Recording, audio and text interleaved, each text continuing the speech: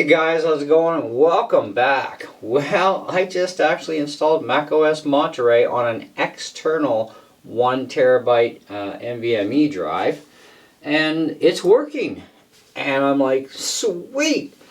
At first I didn't think this was possible because, I tried to start up with the USB startup disk and it doesn't work. And then I found some information where you can just hold down the power button until you get to the options area.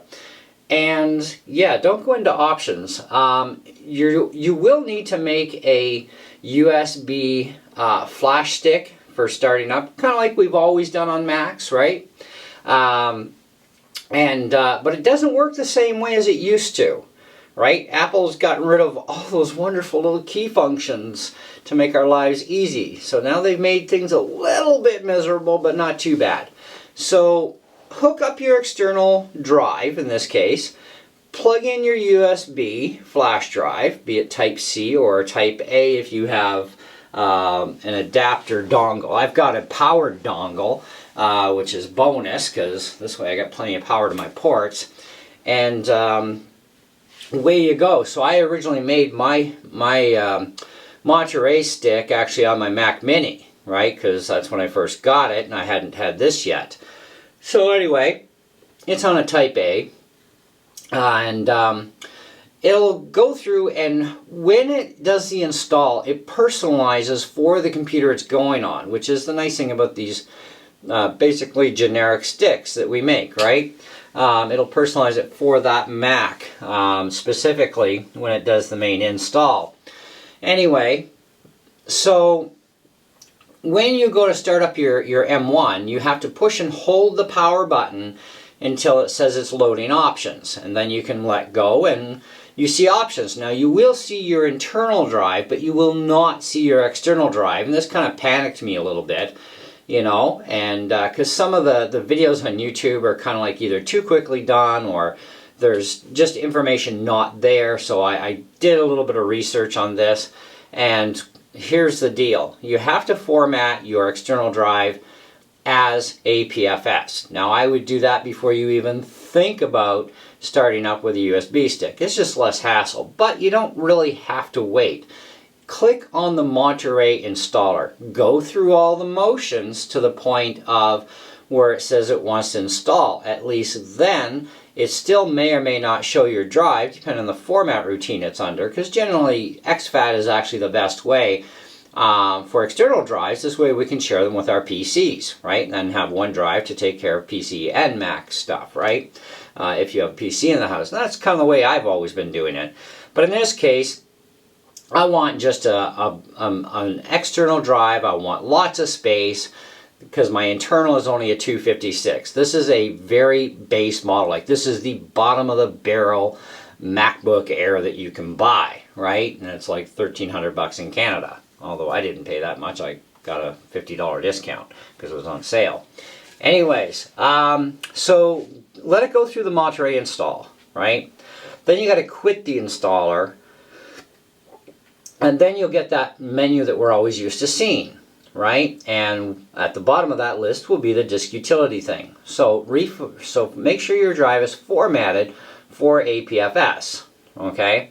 So run the disk utility, format for APFS, and away you go. And once that's done, quit out of disk utility and re-click on the installer.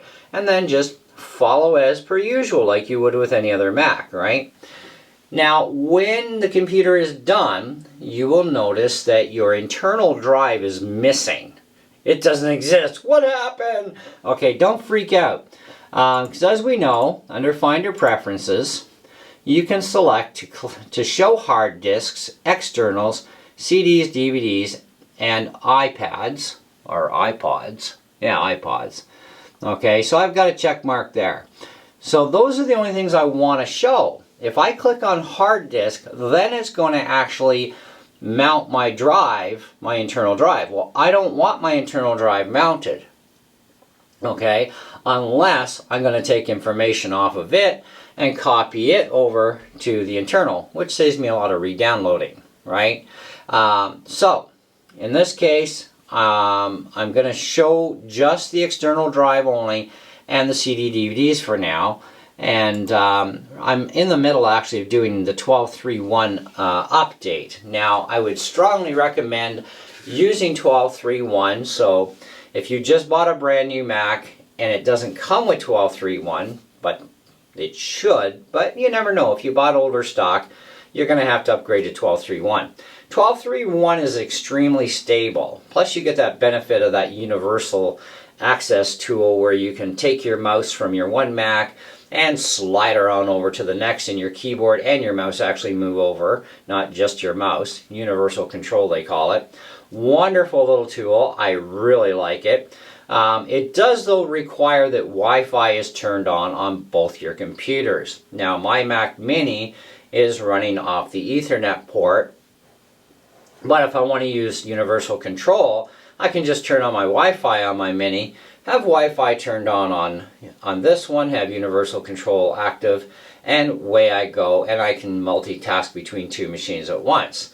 Now I have my Air sitting where it is because underneath it is actually my mixing board as well as my USB interface, which is not hooked up to it but is hooked up to the Mini, okay? Mainly because of, you know, the Air was bought strictly for the purposes of, this is why you don't buy a MacBook Air, okay, especially if you're going to be doing anything practical.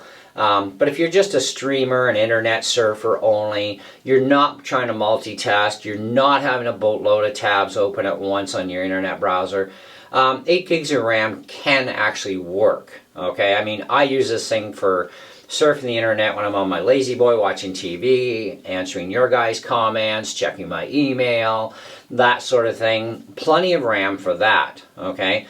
Don't play Minecraft because you're going to go right into that virtual memory or swap space, as they call it, and that terrorizes your SSD and can burn it out.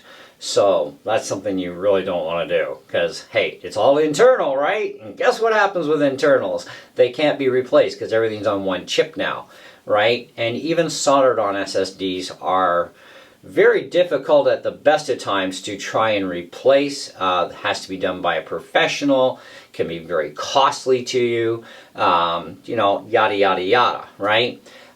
So anyways, I wanted to experiment with a 1 terabyte because 256 is really realistically not going to last me the entire lifetime of this computer. I'm not even sure if the RAM is going to last me, but at least with the 1 terabyte now as my external, I definitely have a perfect chance of having no issues whatsoever with OS updates, program updates, running big files, that sort of thing, okay? That is no longer an issue, but it does tie me to the fact that I have to leave the external plugged in, okay, in order to do this and make this computer function.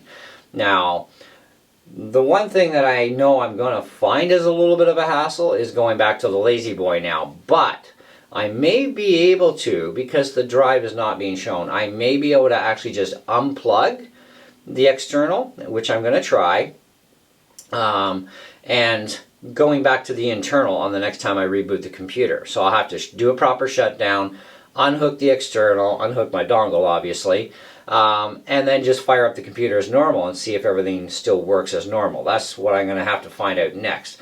I will let you guys know in an update video of that if we can multitask between an internal and external drive, because I left my internal completely alone, set up with all the software I need. Now I will be setting this one up with the 1 terabyte to be exactly identical setup to my Mac Mini, which means I get to have even more software on this thing. Because right now I'm kind of like half my hard drive is gone on the internal 256. So I'm going to fill this puppy up to be the same way, with the exception is I'll probably not load Minecraft on here, because as soon as you fire up Minecraft on an 8 gig machine, you're busted. You're out of RAM. You're into that swap space.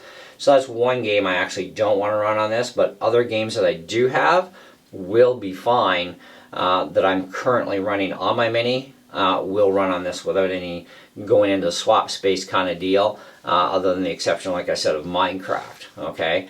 I like to keep my hard drives intact. Now, the drive I'm using is a Western Digital 1 terabyte. It's rated for, I think it's 11 or 1500, but I'm only seeing just under 800 megabits per second read and write speed, which is still plenty for what I would need to do with this thing. Okay, so I'm really not complaining or whining here. But if you want more speed for an external drive, you will require a powered, self-powered, okay, via, plug into the wall, plug it into the drive unit to power it. You will need a powered Thunderbolt drive if you want to get speeds in excess of 3,000 or 5,000 or 7,000 megabits per second.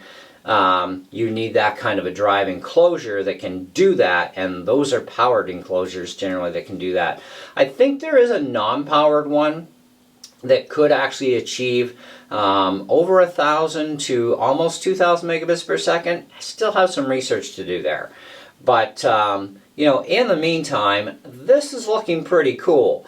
So I thought I would let you guys in on, the basics, So when you get to that options menu, make sure your Monterey stick obviously is in there, or your Big Sur, whichever you're going with. Make sure it's already in there when you boot the computer, but you got to push and hold the power button till the options menu thing starts to say it's loading options. Once you get there, click on your main installer, go through those motions as per usual. Don't freak out. Make sure you format that drive for APFS for your external drive, and then go back, like I said, hit the installer and install as normal, and it'll set it up specific to your computer. When it reboots, of course, you're going to have your usual sign-in stuff and all that to do for your password, your user ID, and yada yada, and you're going to get an alert on your other device as far as, your phone or whatever saying, hey, and you're going to have to push in a code and then click OK once you've typed it in on the computer and hit OK on your device, say you've done it, and just go from there. And like I said, right now we're doing the 12.3.1. Anyways, I hope you enjoyed this video a little bit. I'm quite excited to see how well this thing actually performs in the end, considering I'm not getting the speeds that the drive is rated for, but I am direct connect Type-C to Type-C on both ends.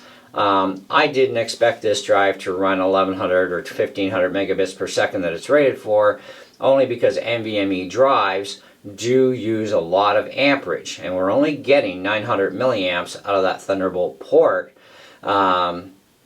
So I might be able to increase the speeds a little bit, but that means getting a different dongle that's powered with an actual Type-C accessible port, because the only Type-C that I have on this particular dongle that I'm using right now is for continuing to power the dongle as well as charge my laptop at the same time. So that's kind of like a benefit, right, in that case, but everything else on that sucker is like Type A. And Type A is way slower than Type C, so using adapters is actually going to slow you down, not speed you up.